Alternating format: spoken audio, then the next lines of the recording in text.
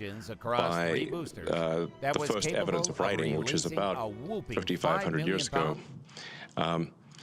Civilization, as measured from the first 1/millionth of Earth's existence, is only 1/millionth of Earth's existence. Flash in the pan so far. Yeah. Well, we're getting some cool shots. So far. Rocket out on the pad right now.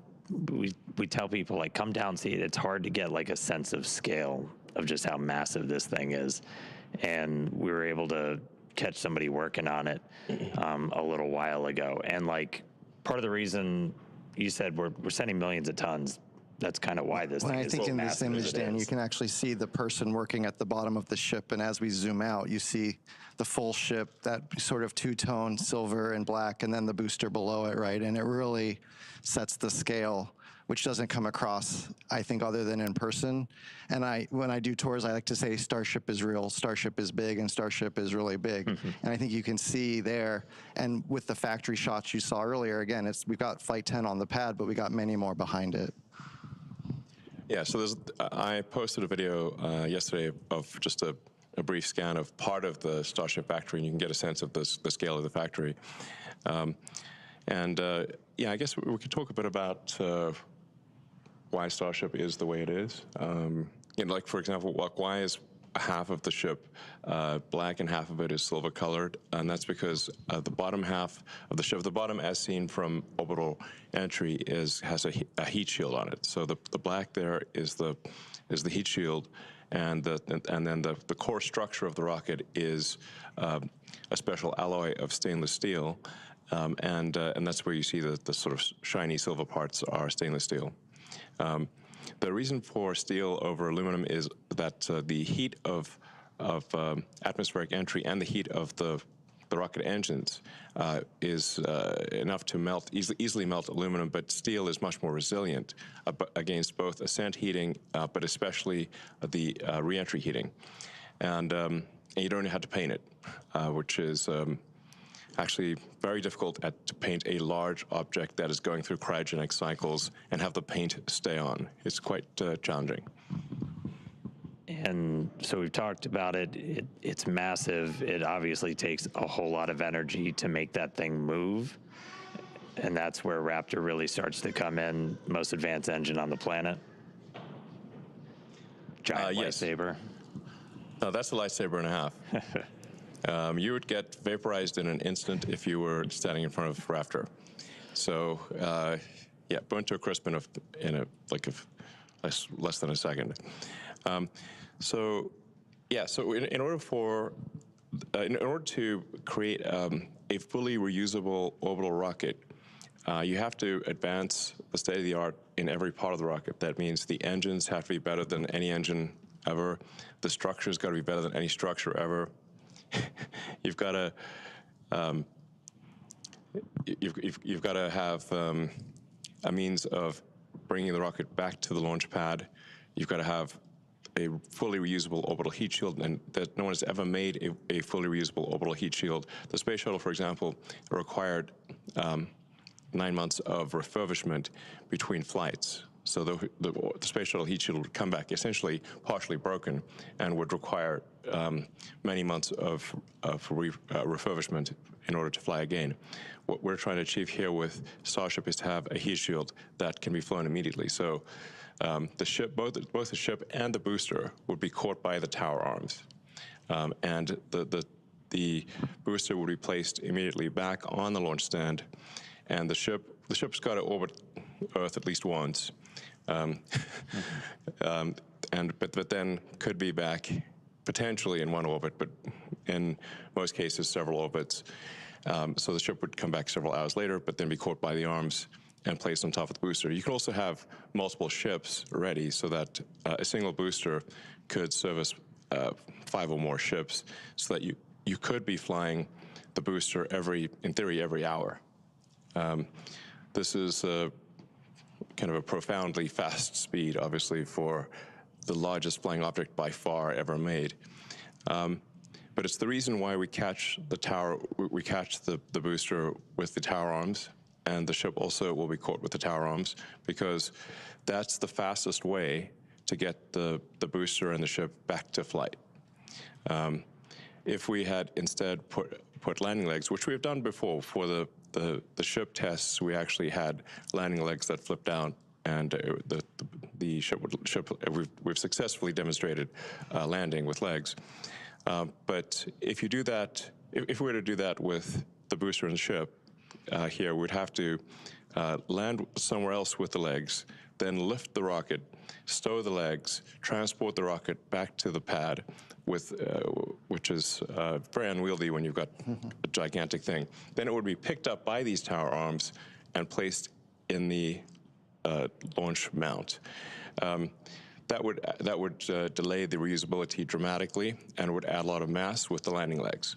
So that's why we catch the rocket with the tower arms, because it's the same tower arms that put the rocket in the launch mount are used to catch the rocket.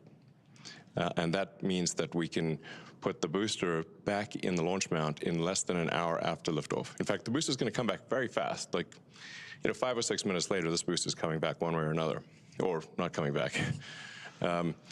So then you really have propellant fill time, which can be brought down to about 30, 40 minutes. And that means it is theoretically possible to fly the booster again in less than an hour.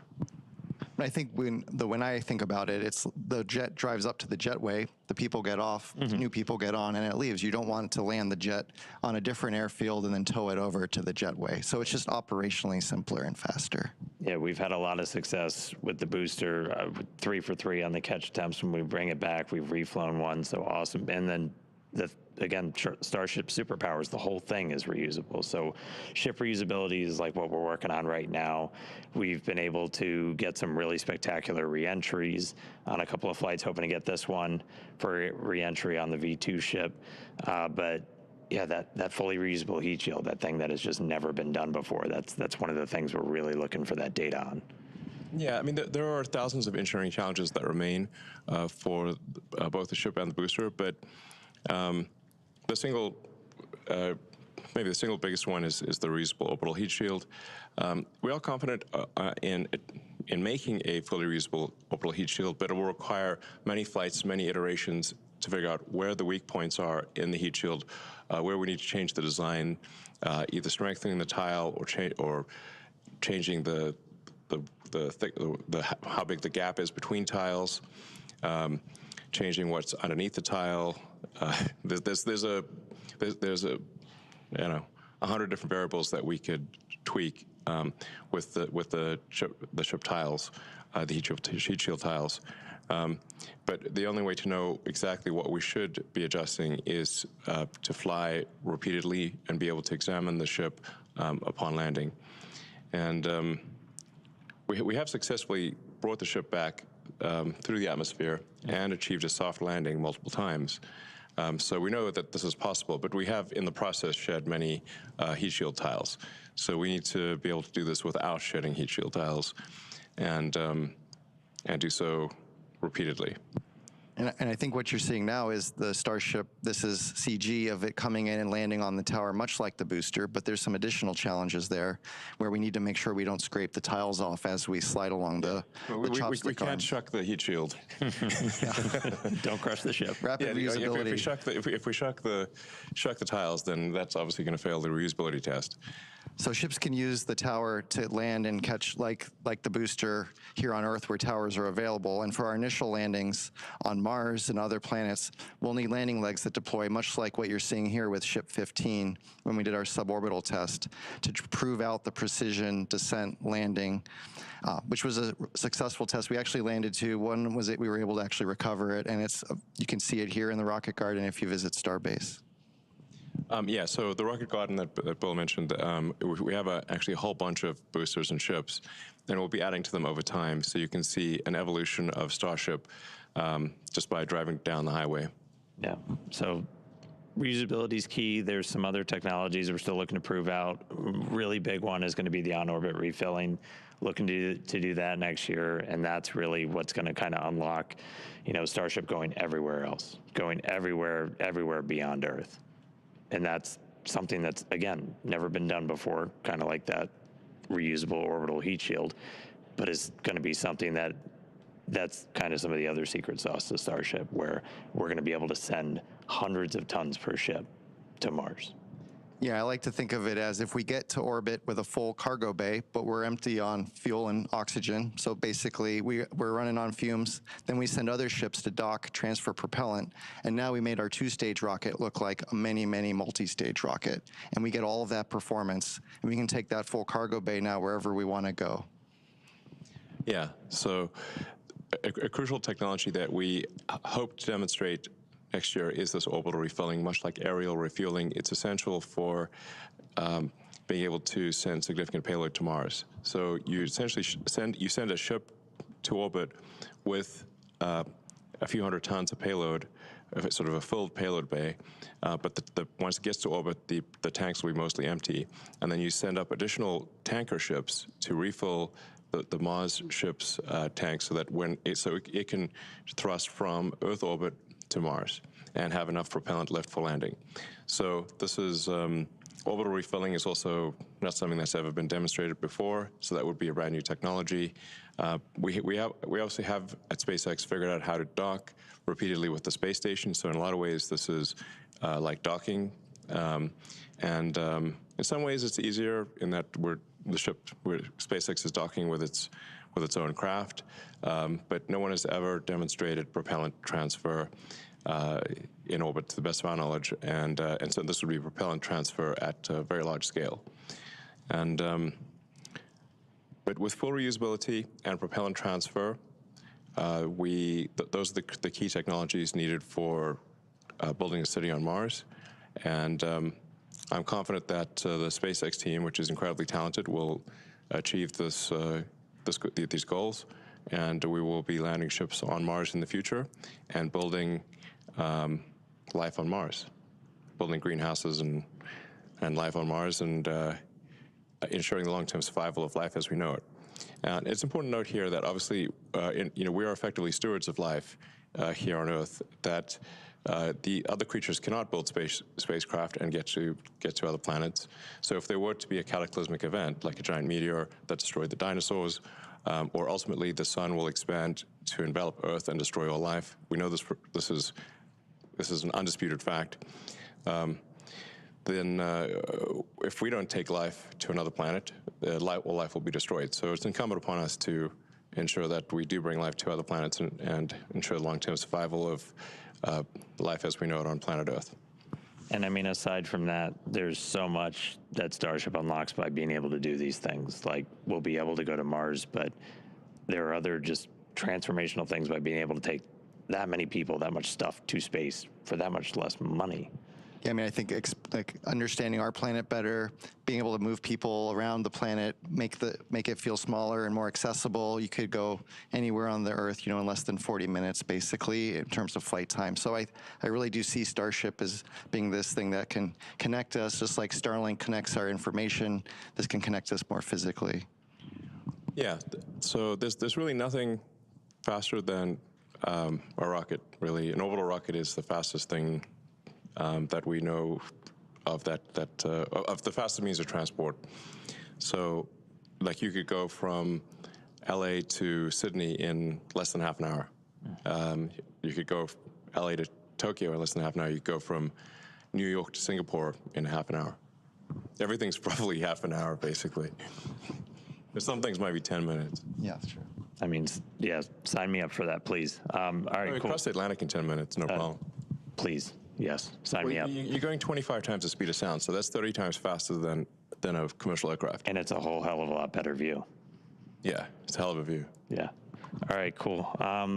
Anything else, guys? Anything else? Well, you're really excited about we could coming say out? a lot more. Yeah.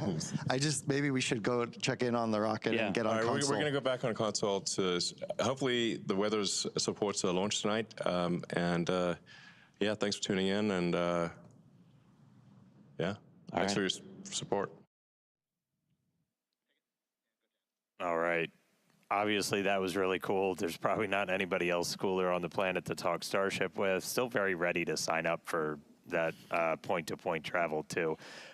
Also, though, it's it's really hard to relay just how much power is being generated by these engines on this rocket. We try to compare it to something like a little bit closer to home for people.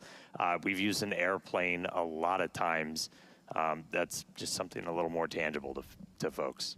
Yeah, if you were to stack Starship up against one of the biggest airplanes out there today, the 747, just one Raptor engine is double the thrust of all 4 airplane engines. Super crazy to think about. And the Super Heavy on the pad right now, which has 33 Raptor engines, is putting out as much power as about 64 747s. Yeah, it's, again, just a tremendous amount of power. World's largest flying object. It's crazy. And again, that was really cool to just go through that. I love to geek out as much as everybody else over all the nitty gritty, but always important to remember there's a lot of people that just don't know that all of this is happening. So it's cool to remind them, cool for everybody else out there to help us spread that word. All right, so right now we are 17 minutes, 12 seconds and counting until the 10th Starship flight test. While we do have a moment though, let's check in over with Tyler Lionquist over in Hawthorne for the latest on Starlink. How's it going, Tyler? Thanks, Dan and Amanda. I'm Tyler Lionquist, and I'm a Starlink business analyst here at SpaceX. Starlink is SpaceX's low Earth orbit, high-speed internet that's bringing connectivity both on Earth and in space.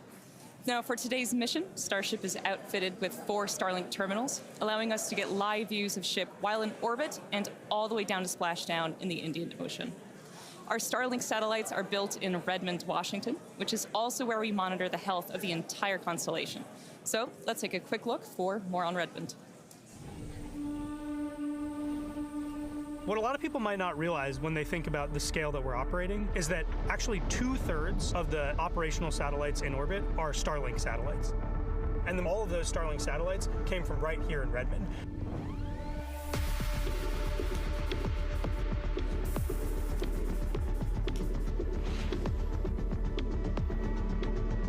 We've currently got a constellation of over 8,000 satellites that are flying around in orbit.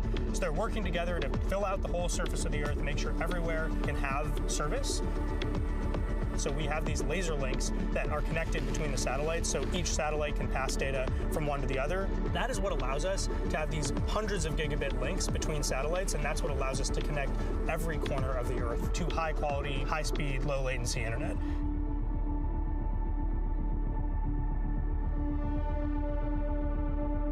When you think about that Starlink that you have at home, the technology that's in there and that's in your antenna is very similar to the antenna that's on the satellite. We use what are called phased array antennas, which is a fancy way of describing an antenna that's made up of many little antennas that work together in order to direct their energy to a specific spot on the ground without a motor. Generally, satellite manufacturing is a very slow process. It takes people weeks or months to build a satellite. At SpaceX, we iterate very fast, and we have learned how to build satellites at the 70 sats a week rate. As we have focused a lot on production rate, we have not forgotten about our satellite reliability, which is critical to our mission. If you look at the whole world and you ask, where is the satellite industry? It's right here in the USA, in Redmond, where the vast majority of satellites being built are being built right here. Starlink is a truly game-changing technology, and it's all supported by the global satellite constellation from this space here in Redmond. And we're really just getting started at the very beginning of what we want to do with Starlink. Now, as we mentioned earlier in the show, one of today's objectives is for SHIP to deploy Starlink simulator satellites that represent the advanced V3 satellites Starship will be launching in the future. And as you can see here, once Starship reaches a nominal orbit, the payload door will slowly begin to open to prepare for deployment. The Starlink satellites will be dispatched relatively quickly, one at a time, like a Pez dispenser, as you can see on your screen. They'll be situated in one long stack, taking up as little space as possible, allowing for an efficient deployment sequence. Once a set of Starlinks are deployed, the next set advances and deploys until they are all drifting away from Starship to prepare for their on-orbit life.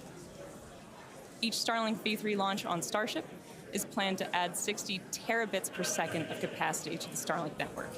That's more than 20 times the capacity added with every V2 mini launch on Falcon 9. So we're talking about a massive increase in performance all around, which will ultimately enable Starlink to serve as the communications backbone of the missions to the moon and to Mars. So for now, we're going to turn it back over to the team at Starbase.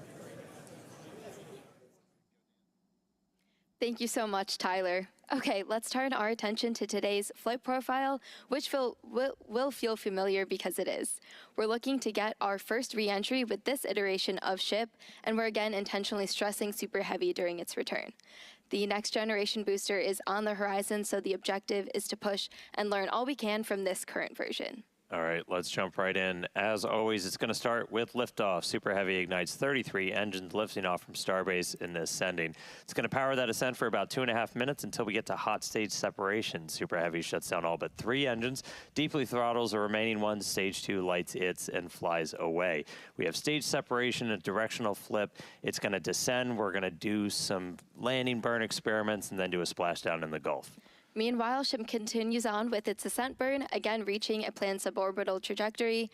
We'll attempt to deploy 8 Starlink simulator satellites and then head back for re-entry, where we'll be testing multiple experiments, including missing tiles, metallic tiles, and intentionally loading the vehicle's flaps. Ship will also attempt a flip maneuver, and if all goes as planned today, we'll conclude the test with a soft water splashdown in the Indian Ocean.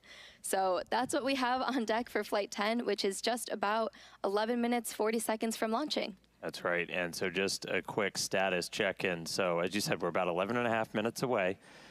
We have some good news. We got our latest range and weather status, and surprise, everything is looking green today. Thank so goodness.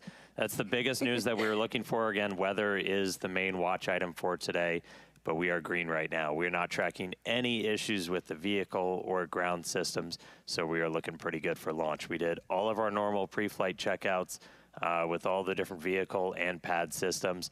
At this very moment, we're almost done, or we're pretty far into our prop load on ship, and a little bit more to go on the booster. Yep, looking closely, it looks like we're nearly closed out on ship, like Dan said, about 70% of the way through on both methane and LOX on the booster side. We'll continue loading prop for a while. We'll close out at about T-minus 30 minutes, 20 seconds on ship, and then 30 seconds later, we'll finish up loading prop on the booster. Yeah, so bottom line, a little over 10 minutes to go. Range is green, weather is green, vehicles looking healthy. We're looking good to launch right at the top of our window at 6:30 p.m. Central Time. Can't wait. All right, now let's quickly talk about Mars, since everything we do is part of our foundational mission to get to the Red Planet. Each Starship launch is to learn more and more about what's needed to make life multiplanetary and to improve ship to the point where it's taking millions of people to Mars. Yeah, we've shared the plan previously in the last couple of months. We're looking to start sending the very first Starships to Mars next year. These missions, not with people. We're just looking minimally viable landers, so let's just prove that we can get there. And so we're just going to focus on learning as much as possible, but looking at all of those different phases. You know, prop load, prop transfer on orbit, sending stuff out to Mars, doing the transit, doing the entry, and just doing a landing. And in our next window, around 2028 to 2029, we're going to attempt to land the initial infrastructure and start delivering more equipment as well, while evaluating available resources on the Red Planet. And we will also have Optimus on board for the ride, who is designed to do the initial heavy lifting. Oh, looks like we're doing some flap checkouts real quick on the ship as we are coming up on 9 minutes. Back to Mars, though, as those wrap up by about 2030, 2031, we'll continue to increase the payload per ship, build out more infrastructure out there on Mars's surface, start to mine some of those resources, set up some propellant generation plants, build up some fuel and some oxidizer to send Starships back from Mars. By the time we get all the way to 2033, we're looking to double the amount of payload we're sending with each ship as we get closer and closer to building a self-sustaining presence on the Red Planet. Yeah, definitely lots of exciting missions ahead of us, and these are going to be crucial to setting up what we'll need for humans to eventually inhabit the planet, and we won't be doing this alone. The Italian Space Agency and SpaceX recently signed a first-of-its-kind agreement to carry Italian experiments on the first Starship missions to deliver customer payloads to Mars. So these payloads will include a plant growth experiment, a weather monitoring station, and also a radiation sensor to gather scientific data during Starship's approximately 6-month interplanetary coast phase from Earth to Mars and also on the Martian surface. It's a really exciting mission. Makes showing up for work really fun for us. We're going to need to launch a whole lot more, though. So while we're just under 8 minutes away from launch today, let's head back over to Tyler and Hawthorne, talk a little bit about how we're going to be increasing the number of Starship launches going forward. Tyler? Thank you, Dan and Amanda. So to put it plainly, in order to launch more Starships, we need to build more launch pads. And that's exactly what we're doing at Space Launch Complex 37 at Cape Canaveral Space Force Station in Florida. Now, Pad 37 has a storied history, most recently with the Delta IV rocket and for the missions for the US government. And prior to that, the pad supported critical development for the Apollo lunar program in the 1960s. And we are honored to have the opportunity to continue making spaceflight history at Pad 37 with Starship. But first, we need to optimize the pad. So earlier this year, we started dismantling some of the existing infrastructure to prep the site for Starship operations. This will include up to 76 launches a year, with up to 152 landings at that location for Super Heavy and for Starship. And to support this flight rate, we plan on building 2 launch pads. Each will have 1 tower that can support launch and landing, plus deflector systems, launch mounts, and water deluge systems. This will also include a propellant farm that will produce propellant on-site and serve both launch pads. So there is a lot of work in progress, but Pad 37 is only one part of our plan for Starship operations in Florida. A few miles away from Pad 37 at Kennedy Space Center, our 380-foot-tall vertical integration facility called Gigabay is under construction. Once complete next year, Gigabay will be capable of housing multiple Starships simultaneously for rapid assembly and integration. And meanwhile, at Launch Complex 39A, we're building Starship's infrastructure to support up to 44 launches and up to 88 landings a year, independent of operations at Pad 37. So with 2 launch complexes in Florida, we'll have the ability to fly up to 120 Starships annually, not including our flights from Starbase. So action is well underway in Florida. How's it looking in Texas? Thanks, Tyler. Things are continuing to look good for launch here in Texas, so getting pretty close here with just under 6 minutes left. You mentioned Gigabay. We're currently laying the foundation for a Gigabay here at Starbase as well, and we expect it to be up and running sometime next year. So yeah, there's a whole bunch of Starships on the way, and we're going to need more hands on deck.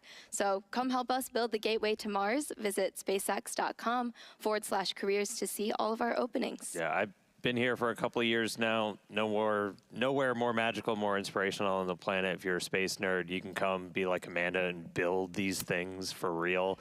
It's pretty insane. It's super exciting. And yeah, come check us out. All right. Absolutely. It's surreal to be here for sure. Okay, so we are looking like we're about 5 minutes away from launch and heading into terminal count. Range and weather are continuing to look good, and prop load continues on both stages of Starship. We'll close out here in just a minute or so. Yeah, we're just about done. It looks like, let me grab my numbers real quick. We're not tracking any issues. We are just creeping up to 90% full on the LOX on the booster, a little over 93% on ship. Fuel on the booster, and then ship we're just about to close out, so only a couple of minutes to go there. Once we're done, you've got just shy of 11 million pounds of liquid propellant on board those 2 different stages. We'll see a couple of final things happen. Well, you can't really see it. It's all going to be happening in our ground systems as we'll do pushbacks, clear all of the propellant out of those lines that are flowing up through the tower and into the vehicles, and get ready for launch. We just did our final guidance, navigation, and control system checkouts. Our flight safety system is being armed right now, and we're doing our final wiggle checks shortly with the engines on the thrust vector control. It's how we're steering the rocket. if we need to hold, which we are not currently tracking a reason to hold, that would come at T-minus 40 seconds. You saw us do that yesterday. We can hang out there for about 8 minutes or so right now. That's the point. It's built into the countdown. If we need to wait for clouds that just won't go the heck away or any other issues, we can hang out at T-minus 40 for a bit. But at the moment, we're not planning to do that. Now, once we pass that T-minus 40-second mark, a number of events are going to occur in rapid succession. The ground spin and ignition systems come up to flight pressure. Ship will switch over to internal power, and after that, the QD arm lockout is removed in preparation for retraction, which occurs shortly after T0. And once we pass that T-minus 40 seconds, we do still have the ability to then recycle the count under certain conditions back to T-minus 40 seconds and hold there to assess what happened, and if we can proceed again back down to liftoff. That's right. We do have at least one point of no return, though, if the water-cooled flame deflector underneath the launch mount fires off. That happens a little bit after T-minus 10 seconds. That doesn't turn off once it starts going, so we would have to stand down for the day if we do hit a hold or an abort at that point, so we can refill water tanks. At this point, we're not sure if we'd be able to attempt tomorrow because we have fully loaded the vehicle. We have to do a lot of fancy scheduling to get propellant in here as fast as possible, but again, we've got a pretty heroic and amazing team that works all of those logistics, got us into our attempt today after we did a unplanned wet dress yesterday during our attempt. So really exciting to see. But we're coming up on 2 minutes. We've got a green range. We are green for weather. Green has always been my favorite color, only more so now. And we are not tracking any issues with the vehicle today. So we are looking good. 2 minutes to go. Yeah, again, not planning on holding at T-minus 40 seconds right now, but in case we do pass that and any issues come up, we can recycle the count. We're pretty lucky that we have this ability. Falcon doesn't have that built in, but being a developmental program, this affords us a lot more flexibility, so super useful to be able to have that. But again, not currently tracking any issues, so hopefully we'll be good to launch today. All right, coming up on 90 seconds, we've got a pretty good crowd gathering with us right outside Star Factory here at Starbase. Looks like we're getting a quick TVC, that wiggle check. This is my favorite view of the rocket. Right under the launch mount. All right, so we've got crowds gathered out at Hawthorne, crowds gathered here at Starbase. Super fun to see people getting to watch out on the front lawn now. 1 minute to go to launch.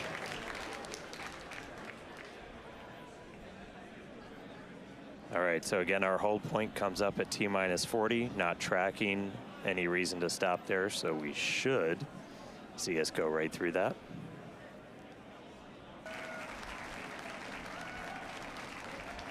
T-minus 10, 9, 8, 7, 6, 5, 4, 3, 2, 1.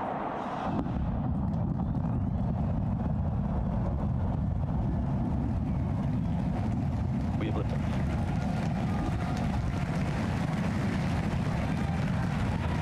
Vehicle pitching downrange.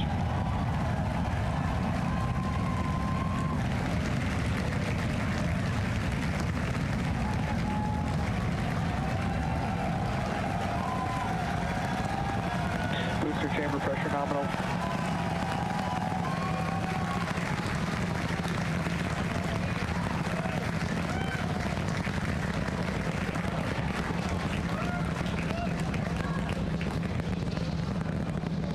All right, we're a little over 40 seconds into flight. 33 out of 33 Raptor avionics engines. power and telemetry nominal.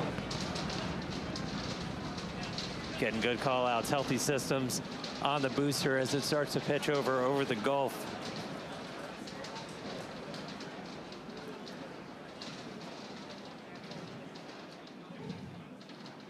All right, we're a little over 1 minute into flight, about to pass through max Q. Max Q. All right, so we are through the period of maximum dynamic pressure, max stress on the vehicle as it continues to fly. Our next major event is going to be hot staging, which is happening in just over 90 seconds from now. To get ready, the booster will shut down all but 3 of its Raptor engines. The clamps holding the 2 stages together will release, and the Starship second stage ignites its engines. The ship then separates from the Super Heavy booster and heads to space. At the same time, the 3 engines still firing on Super Heavy will flip the booster around.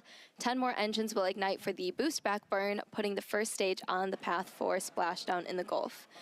As we mentioned earlier, the hot stage will be jettisoned for this flight, and that should occur just after the boost back burn. So we're about to shut down the first stage and perform hot staging. So let's just watch and listen.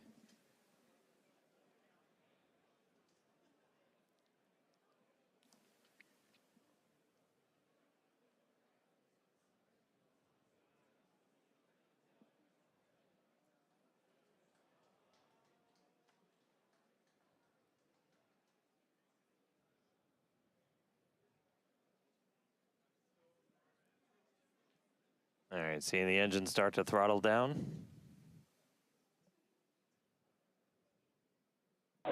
MECO.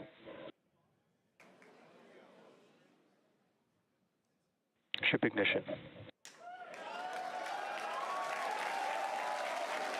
Boost back burn startup. Stage separation.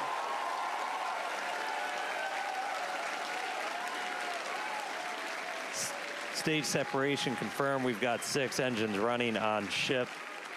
Booster is doing its boost back burn, continuing now towards its splashdown site in the Gulf. Ship We have Raptor seen chamber all 6 pressure is Raptors nominal. lit up on ship.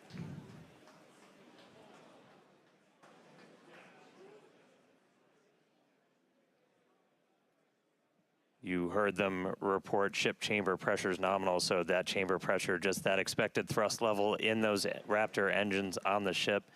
3 vacuum optimized, 3 sea level, all looking good.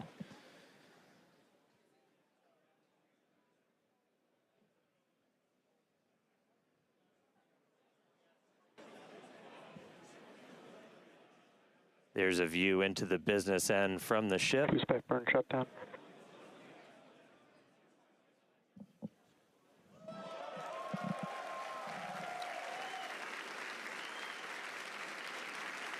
All right, so at this point, we finished our boost back burn, so that was shut down. So that's the first of the 2 burns after a launch that the booster's gonna do today. So now it's headed towards the Gulf. It's not gonna be quite as an aggressive of a flight down. We relaxed that angle of attack a little bit, but we are then gonna be looking for it to do its engine tests for the landing burn. And those are gonna be a little unique this time. Yeah, typically we start with all 13 inner engines lit for that landing burn and bring that down to just the center 3. But one of our test objectives for today is to simulate what an engine out situation would look like. So we're going to be intentionally turning off one of those center 3 and instead lighting one of the engines from the middle 10 ring. Yeah, we did see one of those engines in the middle ring shut down during the initial ascent. Oh, looks like we have hot stage jettison. You can see it floating away there to the left of the booster. Yeah, we did see one of those middle engines shut down during the ascent. Again, we are resilient to engine out on Super Starship Heavy. flying That's why on we're able to get trajectory. through our ascent. Starship flying on the expected path. There's still a chance that engine could be back in the mix for the very start of the landing burn, so we'll see if we light up all 13.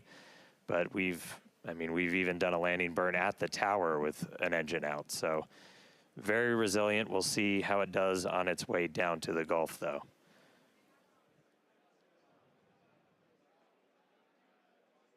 All right, so we got a couple of minutes. That landing burn start should be just about 40 seconds away.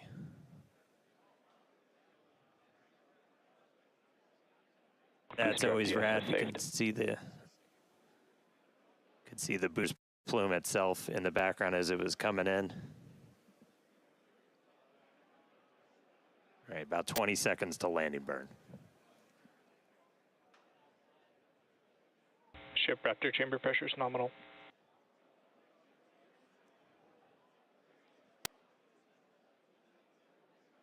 All right, here we go. Landing burn startup. Looks like we got 12 of those 13.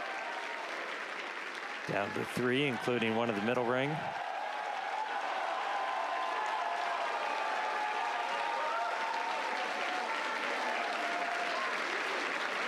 Down to 2. Nice little hover. And landing burn shutdown. And into the Gulf, here we come. And the booster has splashed down. Incredible flight for booster today. Meanwhile, back in space, about 7 minutes into today's flight, ship continuing its ascent burn. This goes until just about 9 minutes into our flight. That ship engine cutoff is slated for 8 minutes and 57 seconds. We are going to see those 3 RVAC, the Raptor vacuum engines. Those are the bigger circles in that little indicator on the bottom right of your screen. Those will shut down first, and we continue burning for a couple seconds longer on those inner 3 before we hit SECO, or second engine cutoff. Yeah, these views are looking great. Once again, thanks to Starlink for getting us these views. It's just incredible.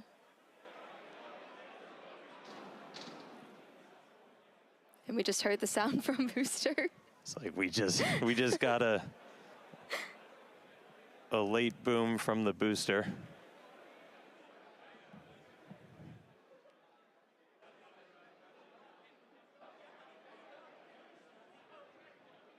Yeah, we have ship engine cutoff coming up here just shortly. And as we mentioned, today's flight test is not an orbital flight, but rather one that demonstrates Starship's orbital capability. Starship is on terminal guidance. All right, entering the final phase of this burn. Under 30 seconds to go.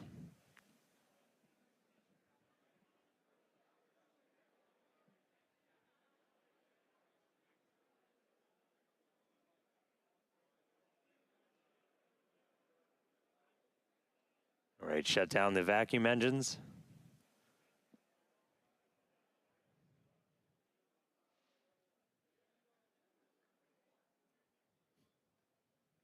Ship engine cutoff. We shut down those center 3. Successful ship engine cutoff.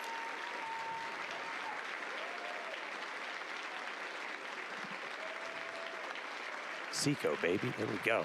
That's what we want. Nominal orbit insertion. All right, we just heard the call out for nominal orbital insertion.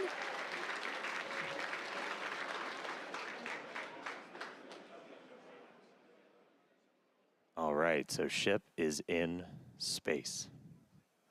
There we go. We're seeing the flaps starting to move into a stowed position. That's why it looks like your camera's moving. Yeah, exciting to see Starship safely in space, and super pumped to see all the team's hard work in action here today. And of course, as guaranteed, it's been an exciting day so far. We successfully lifted off right on time at 6:30 p.m. Central Time. Thankfully, our weather was looking good today. Yeah, and booster, we had our soft splashdown in the Gulf, so ship continues on. Yeah, ship able to complete its ascent burn all the way in. You can see some of the shadows start to creep as it's going to be eventually flying into an orbital nighttime. So we'll see some daylight start to go away. But ship is in orbit, completed its burn. And I mean, that's just the beginning. Now we've got a whole bunch more to go. So we've got some exciting demonstrations planned while we're on orbit. That right there, we just saved the FTS, the flight termination system. That's that automatic flight safety system we have on the vehicle. So that is now turned off while ship starts its coast period. We are coming up, our next milestone is going to be the deployment of those Starlink simulators. We've got some payload inside of Starship that we're hoping to deploy into space for the very first time. That deploy is supposed to start at about 18 minutes and 27 seconds into the flight, so just about 7 minutes from now. That deploy will take place over a couple of minutes. It'll go about 1 satellite a minute, so we'll be spread out over that. It might get a little dark but we've got a couple of views that we can show you to see that deploy in action. After that, we're also looking to do a relight of a single Raptor engine while we are in space. We've done this once before. This is not necessary to deorbit, as we are in a suborbital trajectory, but this is essentially a chance to test out what we need to be able to do a deorbit burn. So we'll be doing that a little bit later in the flight, about 37 minutes or so into the flight. And then we get into reentry. We're looking to get that light show and, more importantly, get that really critical data about the ship's heat shield. Yeah, exactly. At about T+45 minutes, we'll be heading for reentry. Again, running those experiments with the tiles. We're going to be doing missing tiles, metallic tiles, and also intentionally loading those vehicles' flaps. Hopefully, we'll also see a splashdown in the Indian Ocean today. Yeah, we were able to get to a reentry last time, but we didn't have full attitude control, so we weren't able to go in, heat shield first the way we're designed to. So we ended up losing contact with the ship before we could make it all the way through. So you still get data, but you're not really getting the data that we want to make sure we're kind of stress testing the vehicle. As Amanda just said, we removed a bunch of tiles, and we do this in some intentionally scary places on the vehicle because we're really looking, are there spots that were vulnerable to this? Before we ever start moving towards, putting ship into a full orbital mission to then do reentries a little bit later on. So really, really critical to get that data, really looking forward to a controlled reentry. Yeah, for sure. As we always say, our main payload is data, but today we also have some actual payload on board, and those simulators that Starship will be deploying, we'll see coming up here in just a few minutes. These are dummy satellites that are about the same size as our V3 Starlinks. We have 8 in the Starship PEZ dispenser and expect to deploy at a rate of about 1 per minute, as Dan mentioned earlier. Starlink is critical in all of our flights on Starship to get our main payload data, as we always say. And in fact, it's Starlink that's currently providing these views you see as Starship cruises a couple hundred kilometers above our home planet and provides real-time telemetry through every phase of flight. Yeah, we took a peek inside of the Starship payload bay there for a second. So there's 8 of them there. They kind of look just big steel plates, essentially. They're roughly the same size as those V3 satellites. When we do get that view inside of the payload bay, the payload door will kind of be on your right, and we'll start to see them go out like a PEZ dispenser. Yeah, here's a look inside. So those right down there in the center, they're kind of 2 stacks of 4 on either side, and then the payload door is just to their right. And so we'll look to see that open, and then those satellites start to go. We vent the nose cone, so we essentially bring it down to vacuum before we open the door. That was one of the things we ran into on the last flight, as when we had that fuel diffuser fail, the pressure in the nose cone became basically too high for the actuator of the door to open. So that's why we weren't able to get the door open that time. We have not seen anything like that on this flight. Everything's looking good with our fuel tank and our fuel press system. So we are hopefully just a couple of minutes away from seeing that payload door open and getting to our first ever payload. It's not the first payload we've ever carried, but it's the first one we're going to try and shoot off into space.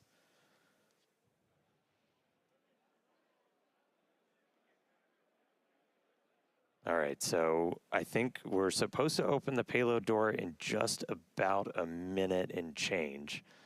And you're seeing a little bit of residual gas. And we opened the door once. I want to say it was back on flight 3 when we were able to make it up into space. And you'll kind of see a lot of that gas rushing out into the vacuum of space. It's the residual that's left over after we've already vented it down. So kind of a cool light show. And then we'll get ready to deploy those payloads out.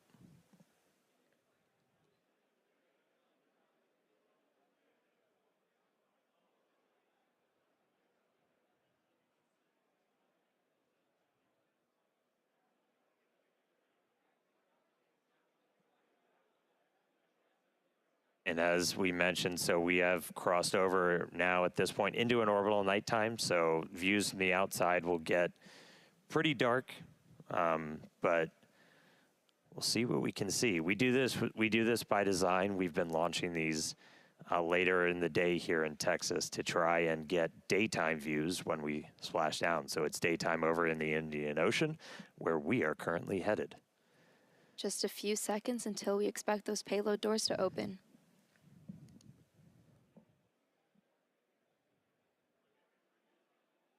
All right, one more time. Open the pod bay doors, Hal.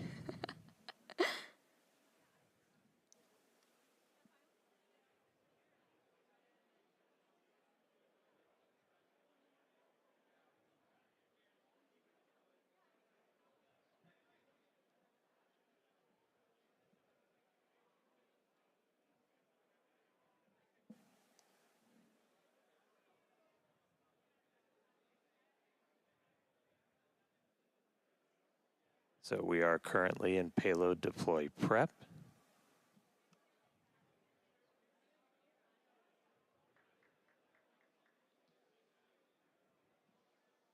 And the door is open.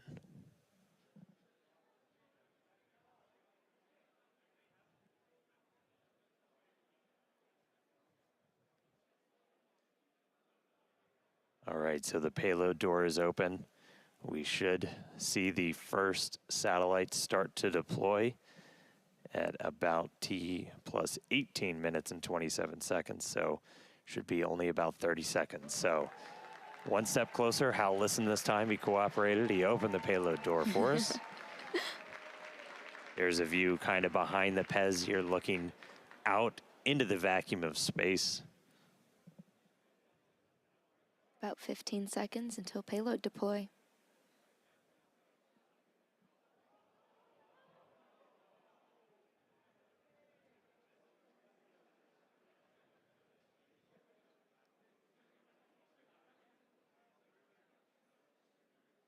Ship has transitioned to payload deploy.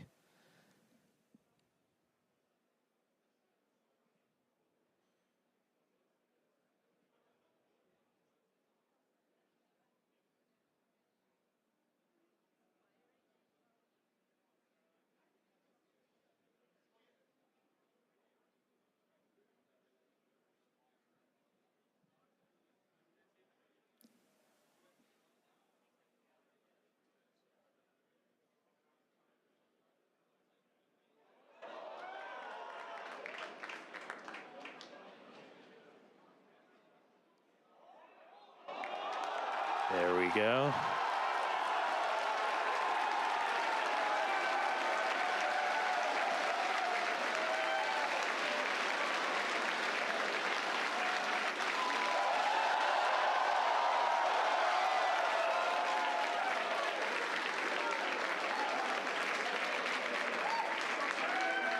Pew pew. Been waiting way too long to do that. There we go.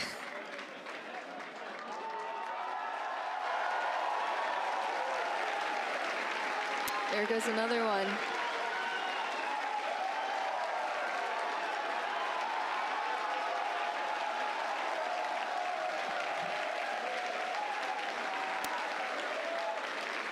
Super exciting moment, as you can hear the energy in both Hawthorne and Starbase. Everyone's super excited for finally getting to deploy some of those simulated satellites. Pez system moving down. Next row. There we go. As we said, we're going to do about one every minute or so. And this is just kind of a dress rehearsal for when we're going to be deploying the V3 satellites. And these are just a massive, massive increase to Starlink's capability. Each one of them has it's 60 terabits per second of capacity that's going to get added to the network per launch. That's 20 times more than what we're adding with every single Falcon 9 launch today, which, you know, step increase in capability. There goes another one.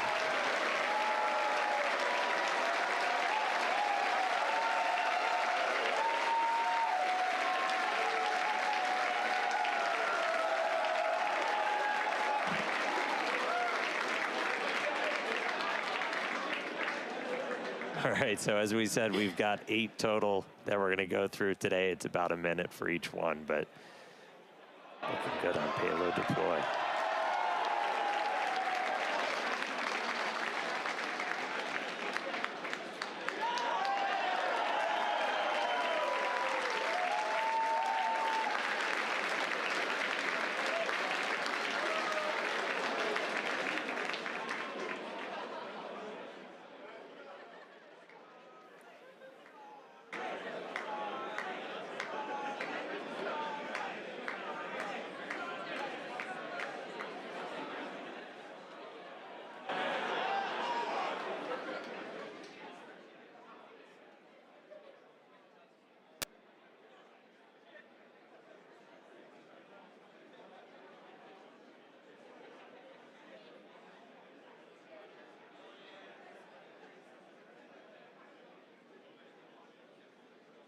All right, so we're about halfway through.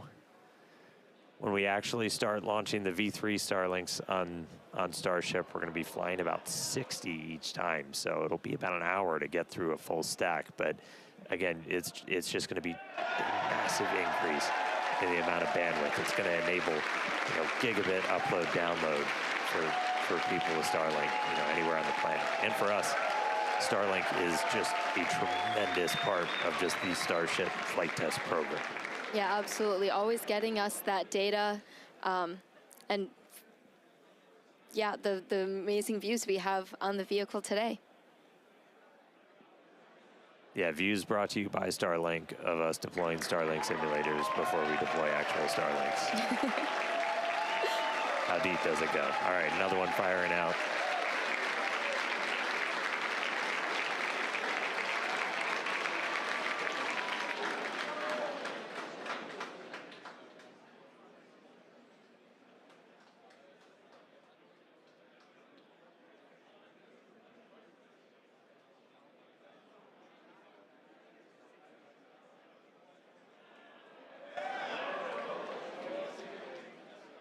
Pez looking smooth today.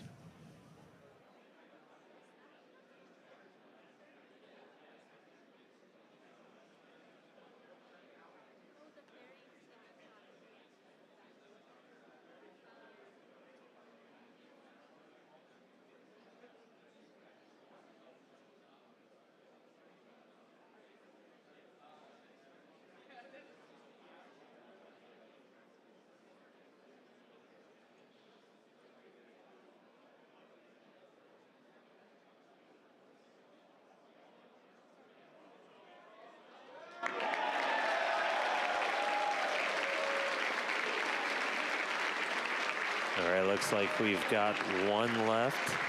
We're almost there.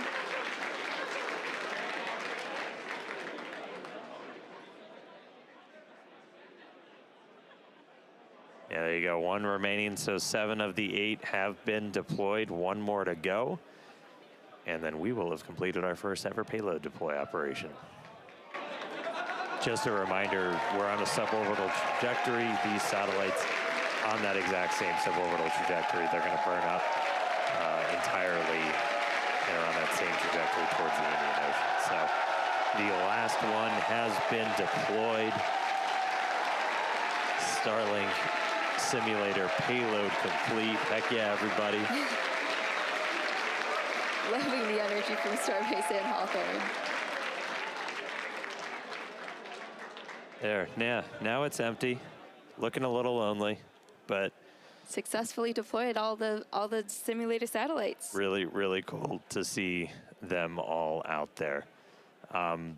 Again, people that have followed know Starlink's really critical for the Starship program, in addition to, getting all those views back from the cameras on Starship, which this is an external view. As I said, it's dark outside right now. The lights are off. So it's going to be hard to make stuff out. But in a little while, the sun's going to start coming up as we get to re-entry, which is going to be really critical. We use Starlink for Starship data. Cameras also use it on the cameras that we use to bring you views of these launches and also, hopefully, of the re-entry and splashdown. We'll see what we get from the Indian Ocean today. And that's just kind of how it all comes together. Like, we're using Starlink on the planet, off the planet. With Starship, we actually get pretty insane. If you're in the space industry, you know bandwidth to space is usually pretty minimal. We get about 120 megabits per second. That's split between our high-definition video and real-time telemetry. We get that every phase of flight, including reentry. So it's not just giving us views of reentry, but we're getting all of that engineering data in real time through phases that it used to be impossible to get that in real time. So just really incredible. Yeah, Starlink definitely affords us all this capability. And reminder, it's the world's largest satellite constellation operating in low Earth orbit to deliver high-speed, low-latency broadband internet. This provides internet access to people all around the world, many of whom had never had connectivity before. Today, Starlink serves more than 150 countries, territories, and other markets, with over 6 million active customers and counting. To meet the growing global demand for high-speed internet, SpaceX expanded its factory in Bastrop, Texas, and also introduced Starlink Mini, as well as an upgraded version of the Starlink standard kit. All right, now with payload deploy complete, Starship is now going to close its payload bay door and continue to coast towards Earth, around Earth, towards the Indian Ocean. Sorry, I'm really excited today. We are in space, people. Still a lot of major events to come, though. We are looking to relight one of those Raptor engines at about 37 minutes, 33 seconds into the flight, followed by atmospheric entry, hell of a light show, and splashdown. So we're going to go on a quick break, take a quick coast, sit back, enjoy the views. A little bit dark now, but they'll get better soon. A couple of space jams. We'll be back in just a few minutes for that Raptor relight and then re-entry. See you soon.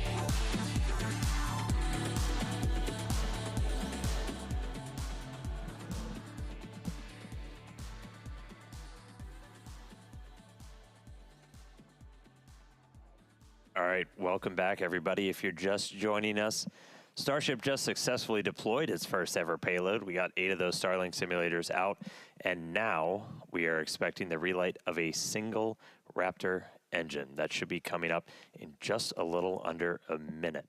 We're going to be lighting just one of those Raptor sea levels in the middle there.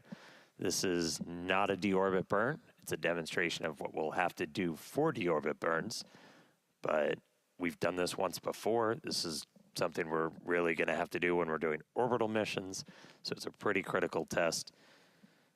We are just a couple seconds away.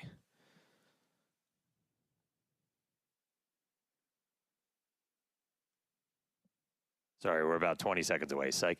So we got a little bit more time. So we are going to see one of those Raptor engines light back up.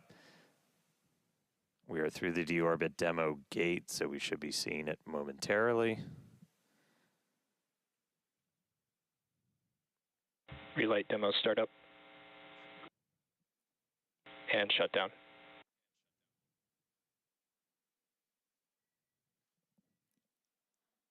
All right, looks like we confirmed the relight of one of those center Raptor engines. Second time we've done that. Super exciting. Huge congrats to the team on this milestone.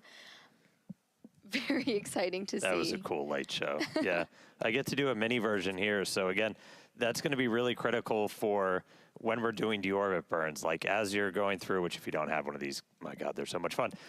But like you're able to actually like light. Oh, man, Dan, turn it on. Light that engine. Not set my co-host on fire. And that's what we'll eventually do to, break out of orbit, come back down to Earth. So really cool to see one of those engines light back up again in space. That was our last in-space thing. Very exciting. We're going to be heading back for re-entry at about T plus 45 minutes. So we're going to take another quick break, and we will see you soon.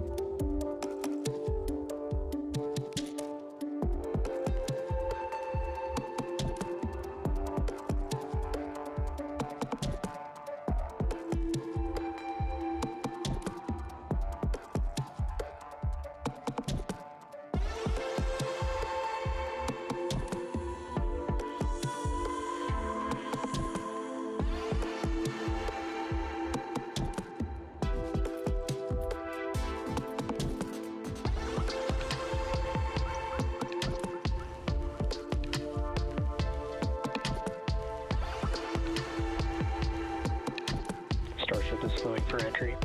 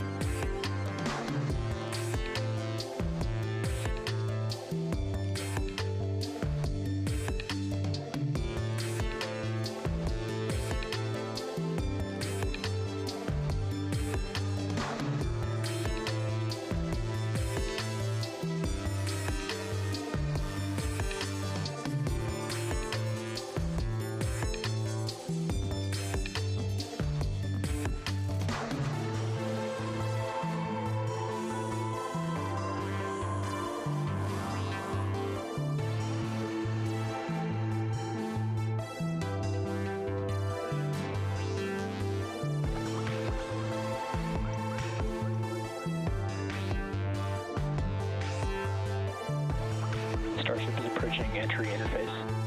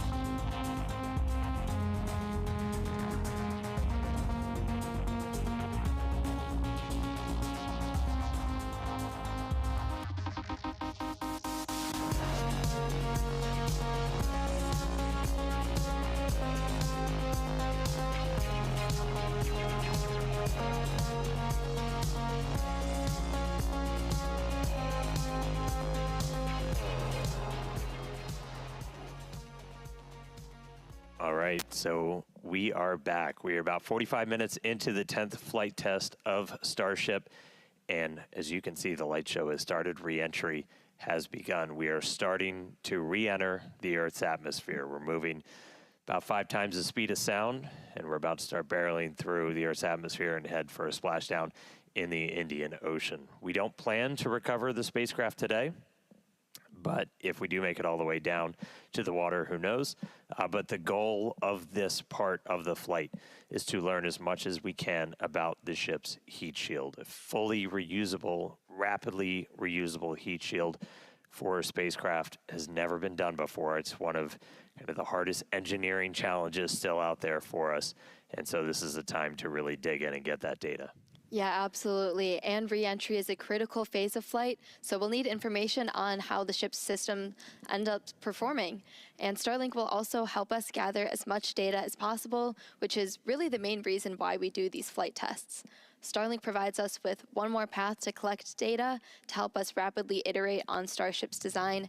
And if the ship manages to make it all the way to re-entry, we'll collect valuable data on the spacecraft flying through the Earth's atmosphere at hypersonic speeds, or more than 5 times the speed of sound.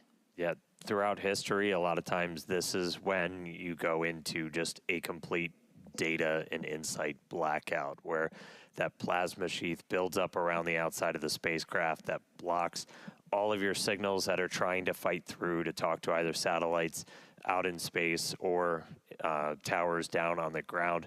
Starship's big size kind of gives us awake, but What really helps us punch through is the fact that we're using Starlink. We're operating at just a much higher frequency. That's not what we want to see. So we just saw some of the aft skirt just take a hit. So we've got some visible damage on the aft skirt. We're continue to re-enter though. And again, we are intentionally stressing the ship as we go through this. So it is not guaranteed to be a smooth ride down to the Indian Ocean. We've removed a bunch of tiles in kind of critical places across the vehicle. So seeing stuff like that is still valuable to us. We are trying to kind of push this vehicle to the limits to learn what its limits are as we design our next version of Starship. So 47 minutes, 45 seconds into the flight, excitement ticking up a little bit on reentry already, but the light show is continuing. This reentry is going to take about 20 minutes or so until our planned splashdown. We were trying to splash down about 1 hour and 6 minutes into the flight.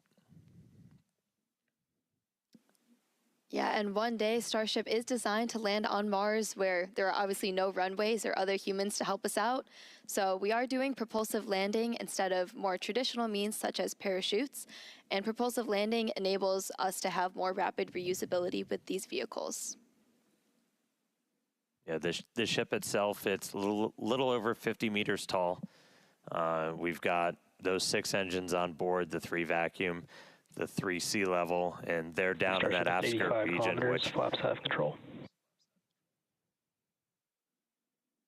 All right, so at this point, the flaps have control. That means we're getting into a dense enough part of the atmosphere that the flaps can start controlling us. We're not only reliant on those kind of reaction control system thrusters.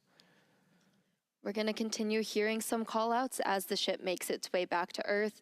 So when we hear entry max heating and entry max Q, that will mean the ship has made it through the maximum heating and aerodynamic loads it will experience as it returns. So if it makes it through those, we can say we're doing pretty well. I will say I'm happy re-entry cleaned off this camera for us. It was a little dirty from the weather, so thank you, Plasma, for giving us this view as we start coming down.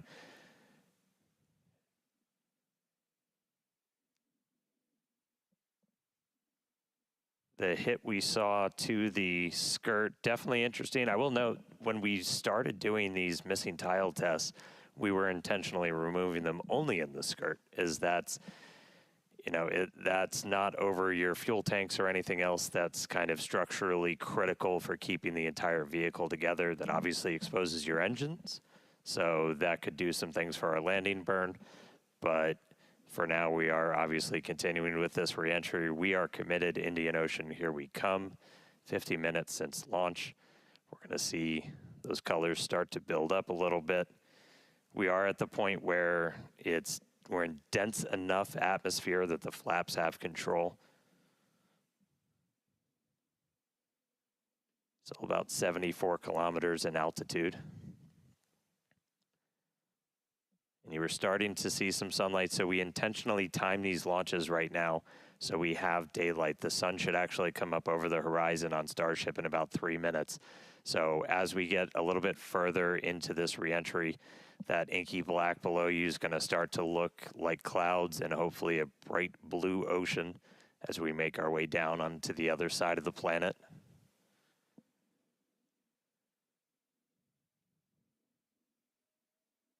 We've got these cameras. These cameras are really cool. We added these several flights ago, looking directly at the flaps as not just the heat shield, but these flaps, how they're able to control the vehicle, withstand that reentry, the seal locations, so kind of where they connect to the ship itself are some of the most critical.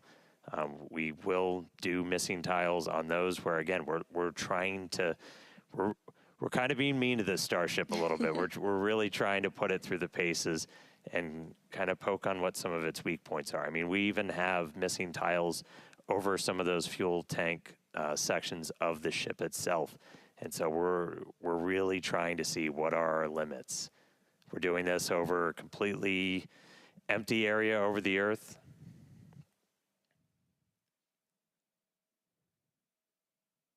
Look at our Raptors there. We are, assuming we make it all the way down to the ocean in one piece, we will attempt a flip and a landing burn. We do have at least one buoy, everybody's favorite camera person, out in the Indian Ocean right now, being powered by Starlink. So that's at our planned landing location. So if we're able to get any live views of the ship, that'll essentially tell you that we nailed our target. Able to do that on our 6th flight test, do it in the daytime, which was really exciting.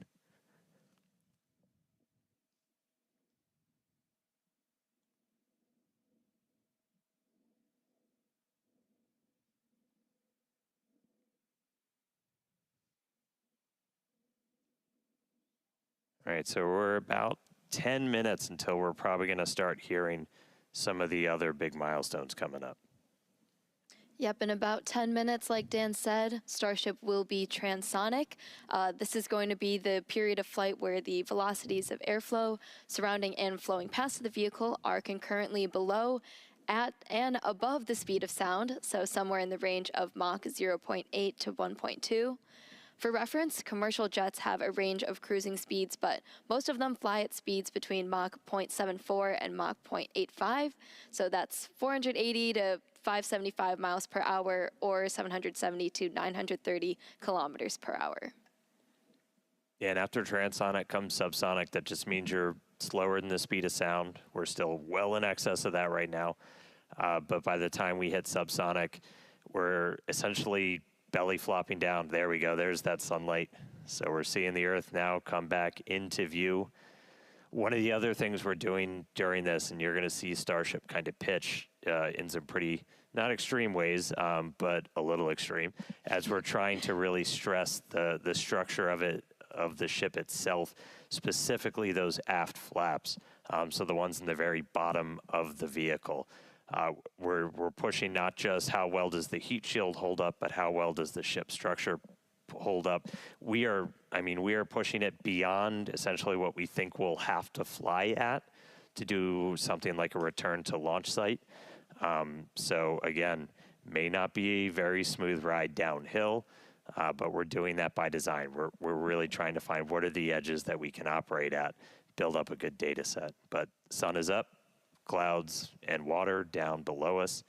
We are just about 10 minutes away, a little less than 10 minutes now, until we start hitting transonic and then subsonic. Once we hit subsonic, we're basically just belly flopping.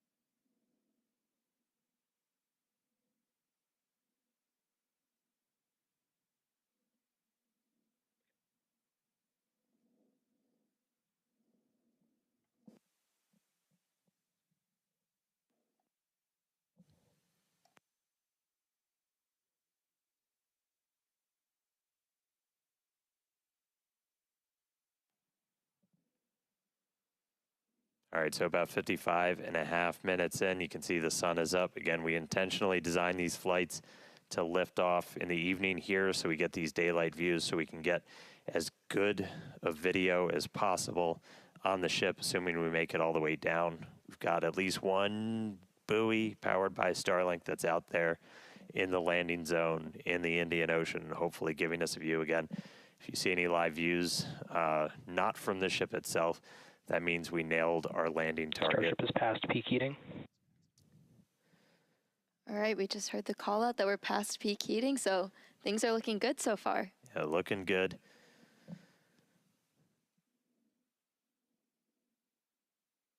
And at this point, again, the flaps are controlling. So this movement you're seeing is that forward flap moving to try and just maintain control, maintain attitude of the vehicle as we're coming down.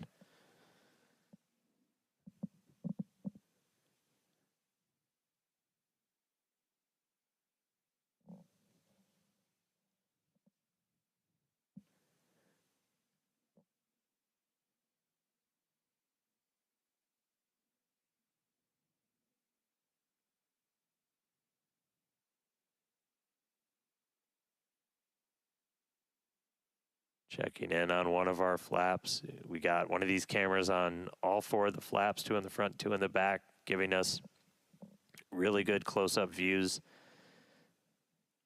As we obviously don't have a camera that can see the entire heat shield. These give us kind of the best that we can do. But looking at those flaps is really, those are just, super critical for controlling the ship. You have some ability to maneuver kind of cross range. So as you're coming in, you can see in that indicator at the very bottom right that we've pitched up quite a bit. So again, we are maximally stressing those aft flaps right now. Looks like we got a little bit of burn through the very bottom part of it. Everything's still looking good. Ship maintaining control.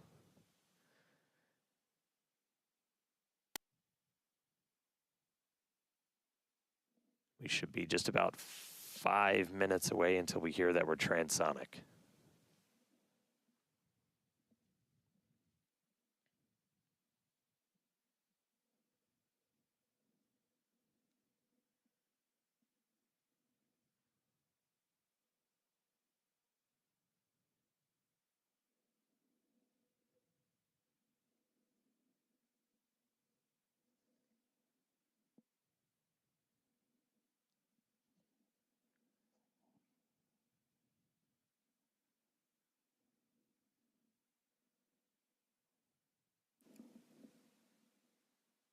Still a little bit toasty on the aft skirt of the vehicle as we continue coming in.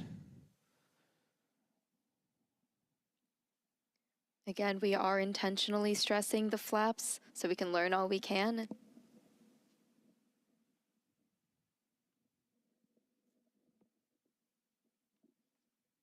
All right, so now we're already well past peak heating.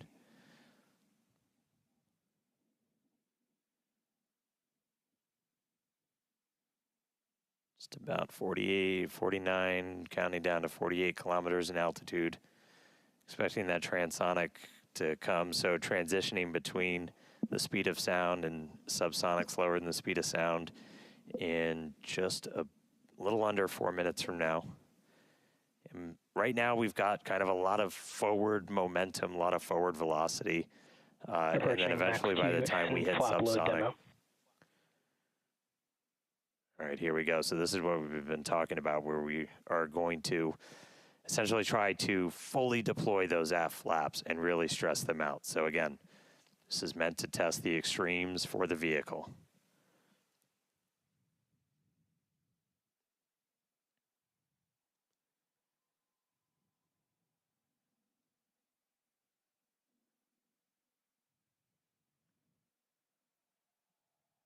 All right. See those flaps swinging out? Again, we're putting ship through the ringer on this flight in.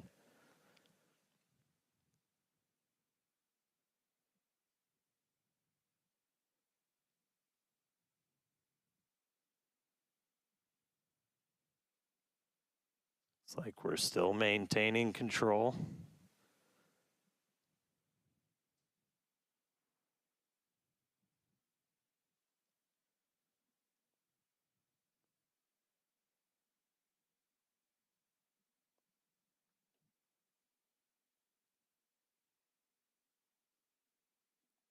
All right, flaps earning their paycheck today, getting through kind of that max stressing. Definitely things looking good so far. We're about 2 minutes out now from Starship becoming transonic. One cool thing to note as we get some of those views showing kind of the whole length of the ship, one of the changes we made after Flight 6 was to change the tile line a little bit. So we had kind of scaled back the number of tiles significantly, as when we go to catch these ships, you don't want to, I think as Elon said, you don't want to shuck the ship as you catch it and knock all those tiles off. So we knew we were going to have to kind of peel back that layer a little bit. And the first time we did it was on Flight 6, and we saw kind of wrinkling and dimples almost in the ship as we were creating these hot spots in the uneven parts of the heat shield. And so we kind of address that. We smoothed it out. That's why you've got kind of that nice smoothed out black line now on the ship. And just looking at it, we can see kind of a little bit of hot spot, a little bit of warping almost. Near the payload door, you can see a little bit of colored patina up above it, but we don't see those kind of deep, almost, they almost look like gouges on that. So it looks like that's been pretty successful. So, all right, we are less than a minute away from hitting transonic. Again, pretty soon our forward velocity is going to look like it's kind of falling off a cliff, and Starship will look like it's falling off a cliff as we essentially go into our belly flop. If you watched some of the high altitude tests or suborbital campaigns, we were able to test that. It was a pretty fundamental, like, can this thing actually fly? And we were able to prove that out with that suborbital campaign. And that's what we're about to see shortly here.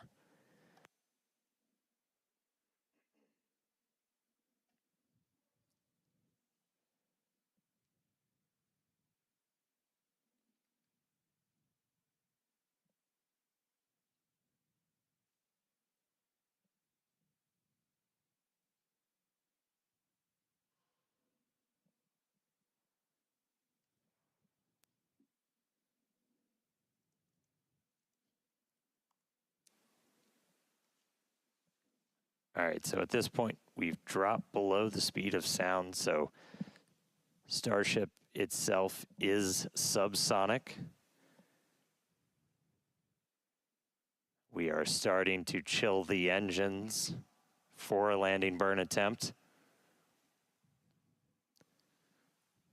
Landing flip supposed to start in a little over 2 minutes. Subsonic Indian Ocean, we're on our way. Starship is subsonic. There we go.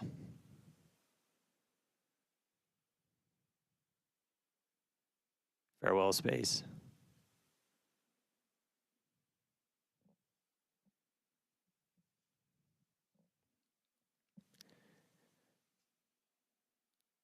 All right, so coming up in just a little under 2 minutes, so we're going to do the flip and the burn. So we're only using those 3 center Raptor engines, the sea levels, the ones that can kind of gimbal, that can move around and steer. Dipping the nose down a little bit.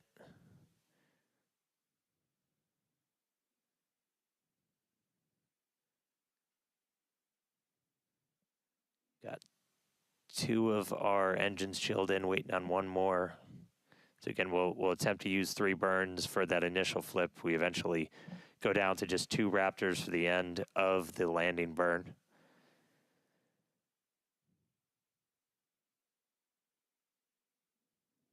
Just about 1 minute now from that landing flip and landing burn start.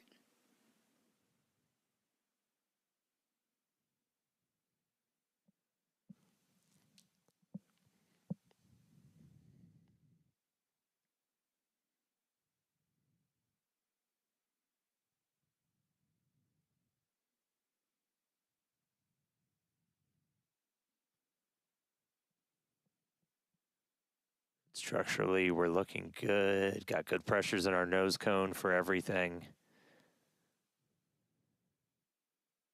Just about 30 seconds. So again, we're gonna look for the flip. So Starship's doing its belly flop right now. We're gonna do the flip. Swing out. Let's punch through some clouds first.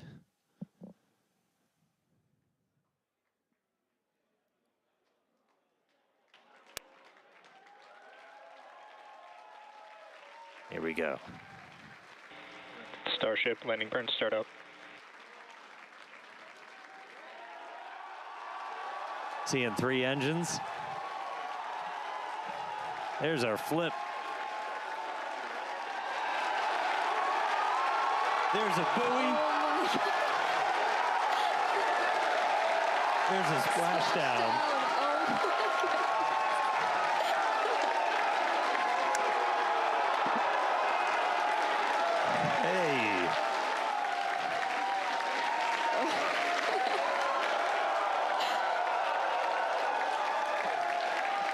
Oh, man. Farewell, Ship 37. Thank you, buoy cam. Landing, flip, landing, burn. Splash out of the Indian Ocean. There we go. Whew. All right. That was pretty awesome. Incredible flight cool, right? today for both ship and booster. Yeah, really incredible. So obviously we're excited here. It looks like everybody's excited over there. Tyler, how's it going over in Hawthorne? We are super excited here in Hawthorne. It was another exciting Starship flight test in the books, and we hope you enjoyed those Starlink views. So congratulations to the team at Starbase and everyone here and around the company. So many employees have contributed enormously to the Starship program as we continue to iterate and make progress towards a multi-planetary future. So that's going to wrap it up for us here in Hawthorne. Thank you to everyone for tuning in today. It was great being with you today. Back to you guys. That was absolutely incredible. Huge congrats to all the teams here. Again, we lifted off from Starbase, Texas, right at the top of our window at 6:30 p.m. Central Time. We saw a booster successfully lift us up through ascent, had a successful hot staging where ship continued on with its suborbital trajectory. Booster came back down, had that boost back burn, and a successful landing burn with that unique engine configuration as well. Yeah, and then ship continued on its way, made it all the way into space. We got to see first ever payload deploy. So exciting. That was awesome. We got the door open, 8 Starlink simulators deployed, relit that Raptor engine, and then on entry, we probably gave it a little bit of extra time in the oven, but made it all the way through re-entry. All 3 engines started up, landing flip, splashdown in the Indian Ocean. Promised maximum excitement, Starship delivered. Most definitely. Congratulations, all of our teammates here at SpaceX. It's been a year. Everybody that's worked on this program, this is what we're working for. So big congrats to all of them. Thank you to all of our future customers, too, for your support. And we'd also like to thank the fine people of Cameron County, including the residents of its newest city, Starbase, as well as the Coast Guard, the Federal Aviation Administration, the Government of Mexico, and the Australian Space Agency. Be sure to stay tuned to SpaceX on X for updates, more of the views. This is just a tiny amount of the views. We have so many views that we didn't get to feature on the broadcast, so we're going to be going through that over the next couple of days, and we'll be posting it all there. Yeah, if you're interested in more launch coverage, head on over to spacex.com/launches for the most up-to-date information. In fact, we actually recently rolled out a new departure board featuring our upcoming launches with details like mission name, launch and landing site, and liftoff time. So be sure to check it out. All right. We just launched the world's biggest rocket. Again, dropped a couple satellites off, suborbital. Incredible payload deploy for today. Nailed that double header into the ocean, splashdown, time to go through the data. Really crazy cool to hit all those objectives today. Yeah, huge shout out to all the teams who make this look easy. And thanks to all of you for tuning in, and we will see you back here for Flight 11. Good night.